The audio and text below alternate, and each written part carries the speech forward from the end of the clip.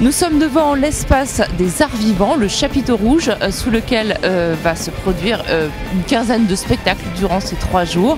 Et le premier qui avait lieu cet après-midi, ce vendredi après-midi, c'était La violence des riches, un spectacle écrit à partir des travaux des Pinson Charlot, qui ont écrit un livre qui a le même titre, et Stéphane Gurnikowski, qui a adapté cet ouvrage ou qui s'en est inspiré, est avec nous. Alors pourquoi avoir eu cette idée? En fait, en écoutant les Pinson Charlot parler de leur travail, j'ai l'impression que ça faisait pas mal connexion avec ce que je ressentais, ce que pas mal de gens ressentaient.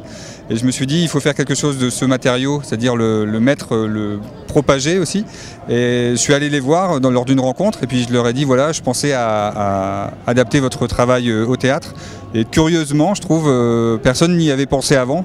On était les premiers à leur proposer, ils ont dit ok, puis on a démarré. Voilà. Donc c'est vraiment l'idée de propager une réflexion, des analyses, une pensée, et puis essayer de la démocratiser, voilà, l'élargir. Il y a aussi beaucoup d'ironie et d'humour dans ce spectacle. C'est ce que m'a dit une infirmière qui était venue voir le spectacle. Elle dit j'ai ri de colère, et en fait l'idée de pouvoir à la fois entendre des choses, comprendre des mécanismes tout en passant un bon moment, voilà, c'est-à-dire pas renier l'aspect divertissant et passer un bon moment et ressortir du spectacle en ayant plutôt la patate qu'en étant plombé, c'était vraiment un des objectifs aussi de notre travail, quoi.